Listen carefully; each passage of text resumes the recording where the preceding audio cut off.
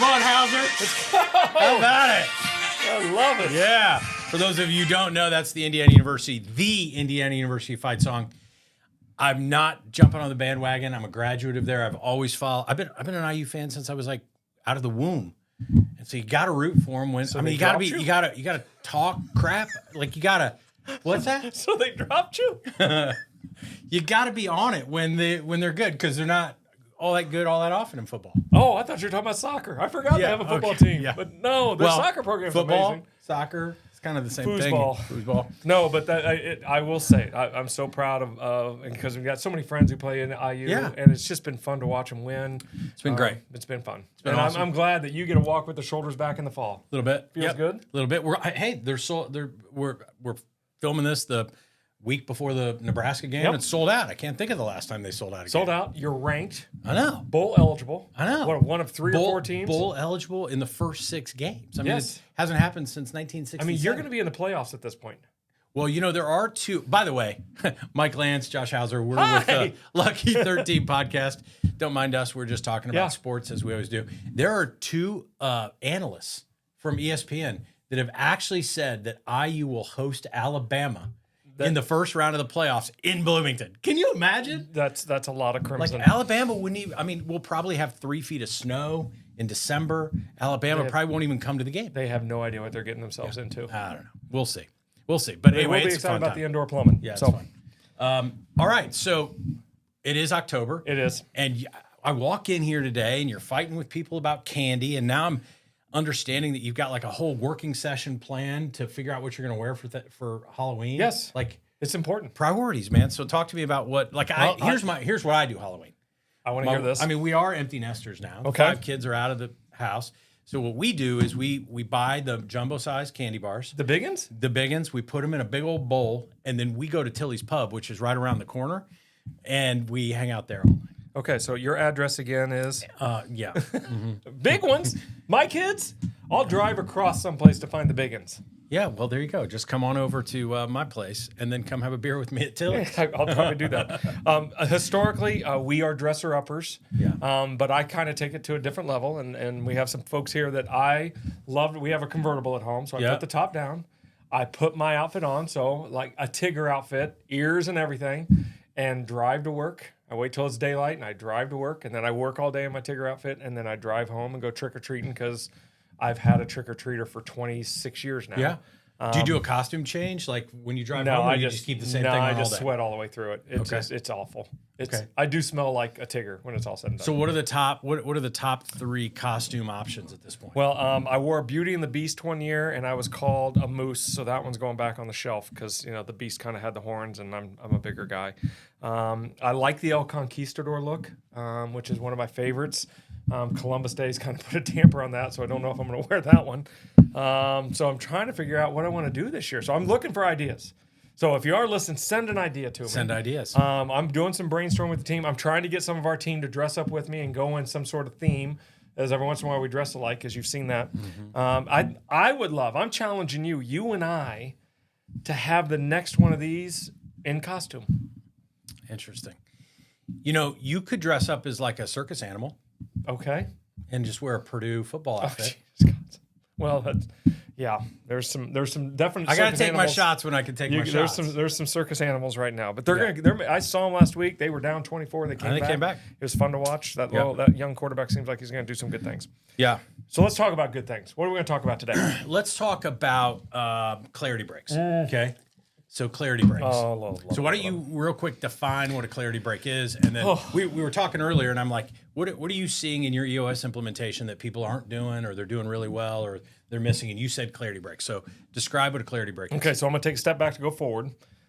I'm going to talk about it on the business sense, but if we're not doing this as spouses, as parents, I think we're missing it. And so what a clarity break in its simplest form is there is a set place and a set time that I set aside, and I have a series of 5 to 10 core questions I ask just to do a checkup from the neck up, and I actually call it a checkup from the neck down because I want to check my soul as much as I do my brain to make sure that I'm thinking about my business in a logical, with the proper emotion attached to it, but in an isolated, intentional time where I'm only focusing in on that.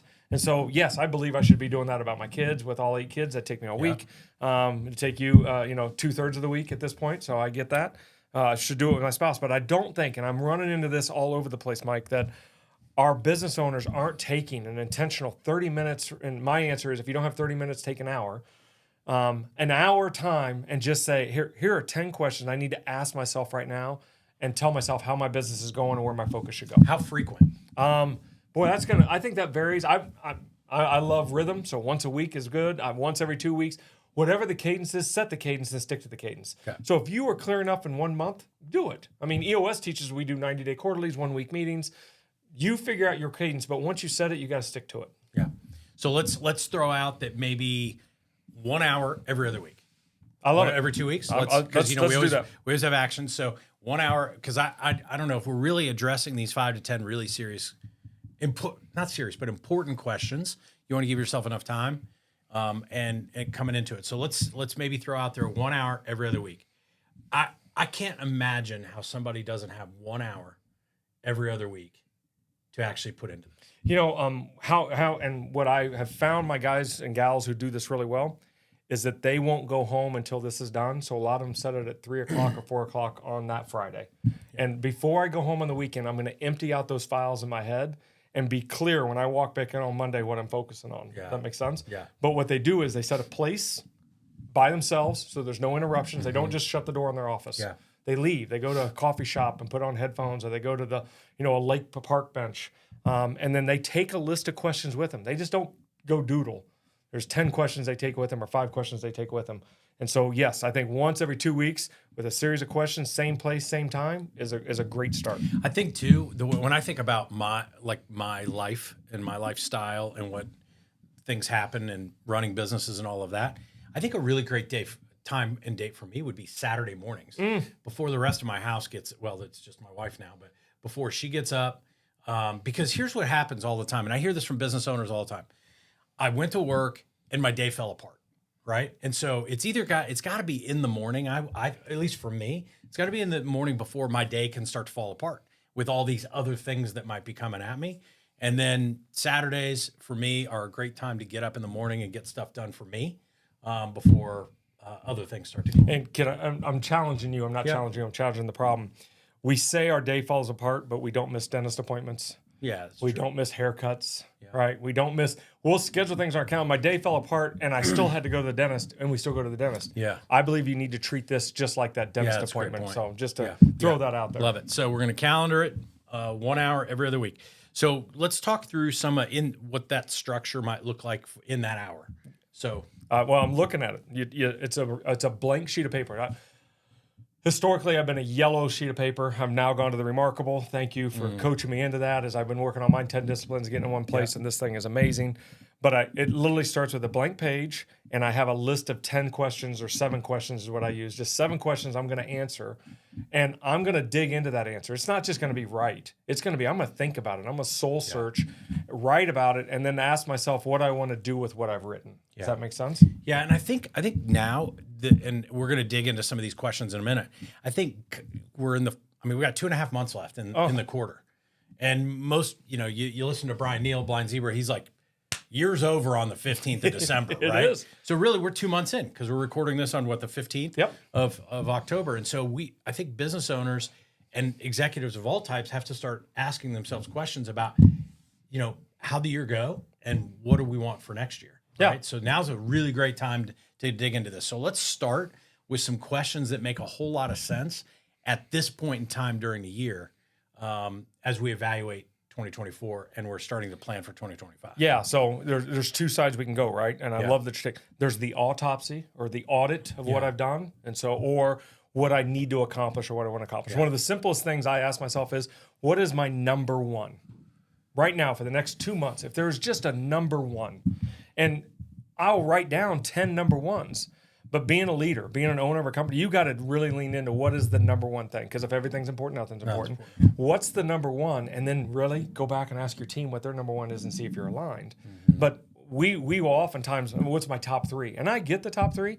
Challenge yourself to get down to what is the number one that I need to take care of over the next 2 months by December 5th. If I just did this, the next 2 months would be successful. Yeah, to either close out or to set myself up correct for next year. Absolutely. So I like that one. I love that. One of the questions that I think would be interesting to ask is I'm already here in my head for the 3 businesses I own, which is what do I think I want to get accomplished from a new sales, a new revenue things perspective for next year, right? So you're already starting to set score numbers? I'm already those are floating around in my head. Okay. And so maybe one of the questions is to say, if I were to accomplish all of those things, do I have the right team for once I get there, or even the right team to get there? Now I asked this question of myself, and I do, right? So that's really good. But if let's say you're a $10 million business today and you're planning on growing to a $15 million business next year, is your CFO still the right guy or gal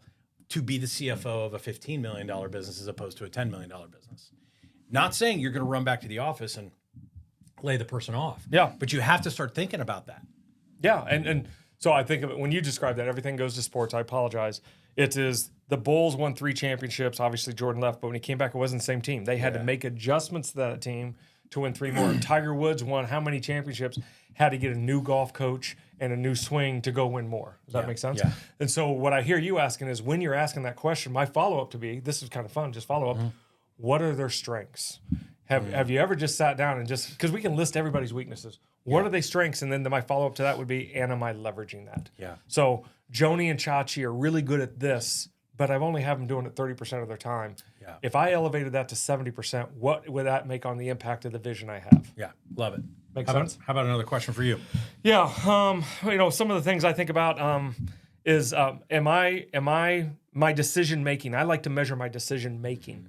So did I make my decisions over the last month? This is part of my audit.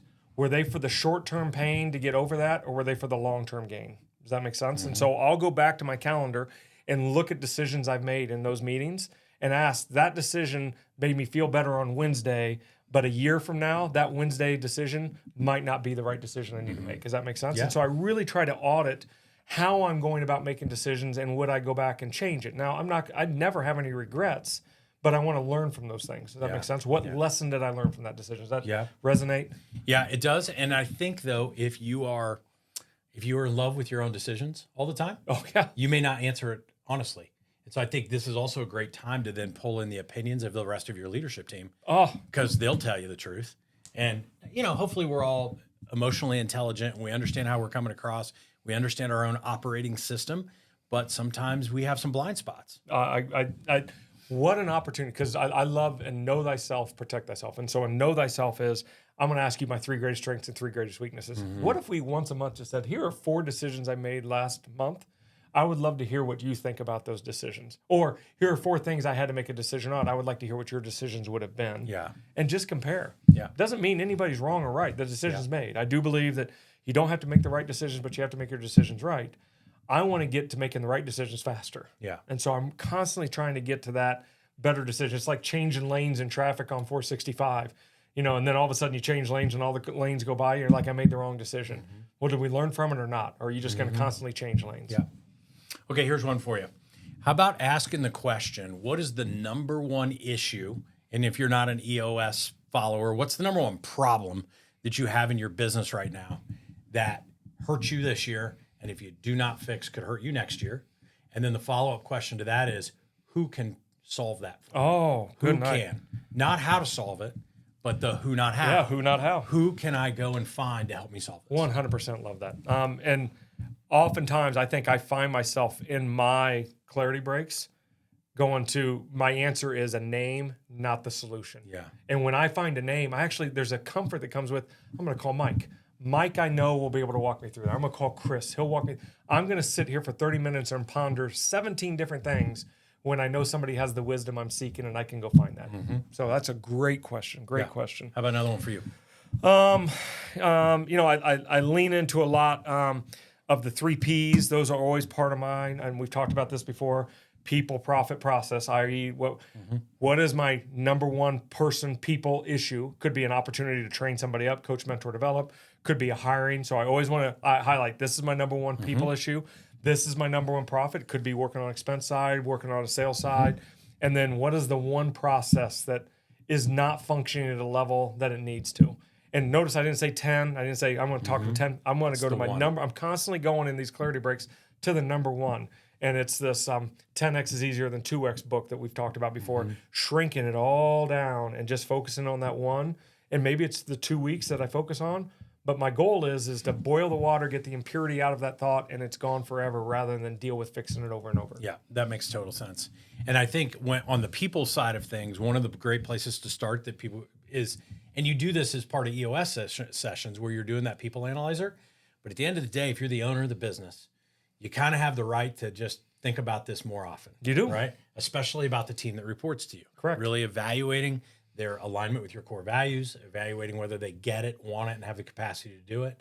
And so if you're ever struggling for what could I spend time doing in a clarity break, I think the people analyzer is a great place to go. Yeah, and you know what? In a future episode, we'll talk about an LMA exercise we go through. It's called Lead, Manage, Accountable.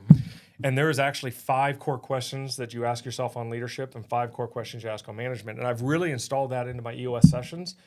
And then I forgot that I need to install that into my clarity break sessions because those 5 questions and it's not a 8 or 7. It is a yes or no. And it gives you clear, are you leading? It'll give you 3 questions you need to ask yourself. And you have to answer yes or no. And any doubt at all is an automatic no. And that all of a sudden becomes elevated to what you need to work on. Yeah. So great call out there. Yeah. Okay, I got another one for you. Let's get it. I'm buying time for you so you can, because then you're going to bring it on. Yeah. What do I need to break in the business right now? Wow. So you just touched on 10x is easier than 2x, and I find myself I find that I'm on the 3rd time going through that book again. Really, what that book talks about is, as a business owner, what do I need to break? What do I need to totally be thinking about differently, and break in my business to make our business easier? Maybe short term, it's a little bit harder, but to make it easier moving forward. So I say it's similar, and I love the way you said it. So that's stolen, by the way. Good ideas are borrowed, great ideas are stolen. I write down shed, and then next to it I write build or buy. Shed means what am I willing to get rid of that I don't need to be doing anymore? Get rid of either a thought or a process or a belief system that has not proven out. I never want to talk about shedding people or shedding expenses, but those are real things. So that I can then make a decision, I got to fill that space. Am I going to build in that space or am I going to buy in that space? So let's just use like a learning management system. I want to shed weekly trainings that I'm doing for hours on end, and I want to build or buy a learning management system where people can be self-taught. Yeah. And so that was one of the discoveries that it took me about 4 clarity breaks to really get to the point where I was willing to shed, and then have to make the next part was, what am I going to build it or buy it? Because how much time do I want to put back energy into it? Does that make sense? Yeah, it makes perfect sense. But that clarity, I don't do that just on the fly of every week. I have to set intentional time to think about that. Yeah, yeah. You got one more? I probably would have stayed with that one, but in that shedding, I'm going to add to it, and I think all great leaders need to think about this term all the time. What do I need to delegate today? If you leave after 2 weeks, look at your calendar, look at what's coming up, and be like, it's part of what I need to say no to. What's something I can delegate? Now, when I say delegate, let's make sure we're on the same page. That means I got to coach, mentor, and develop somebody to take it if they don't know how to do it. But if they do know how to do it, and I'm just doing it because of my comfort zone, if I'm not showing I'll be uncomfortable, then they're not going to be uncomfortable. So I need to delegate some of those things off. Can you imagine cleaning out your calendar every 2 weeks and finding 3 hours of time that you can delegate to somebody else who will do it at a higher level? Incredible. What would you do with that 3 hours, especially knowing your hourly rate? Yeah. My final one is this, and then we'll recap this. But my final one is, who do I need to become to be able to lead this business to where we've said we want it to go? So whether you are running on EOS, whether you're running on Vern Harnish, Master of the Rockefeller Hybrids, and that model, whatever you're doing, you have some idea of what you want to accomplish 10 years from now or 7 years from now, whatever it may be. Scaling up, that was the word I was looking for. Absolutely. But who do you have to become in order to lead that? So if you want to become a $25 million company and you're a $5 million company today, who do you need to become in order to accomplish that?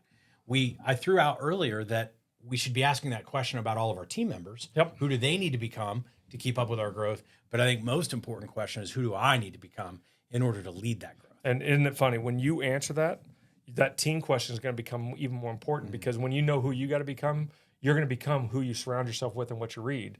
And so your team view could be a little bit different at that point too. Yeah. Of, I need to be a leader of a $25 million organization, but I only have leaders that can help me with a $5 million organization. I need to either level them up, scale them up, EOS them up, if you will, or I need to start looking for new talents in those positions. And we're not knocking anybody. That's not what that's about. It's just getting clear on this is where I'm going, and I need to make sure I surround myself with that. Great question. So now that we're on this side of all these questions, like I almost feel like you go into these clarity breaks with one question.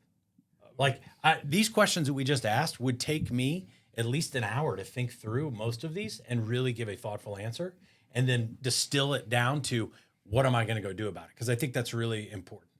So much like issues, maybe you have these questions and you say, which question is the most important for me to answer today?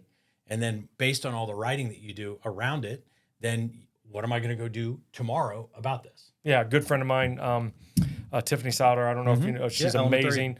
Really helped me get clear what priorities are, what you deemed most important to the cause.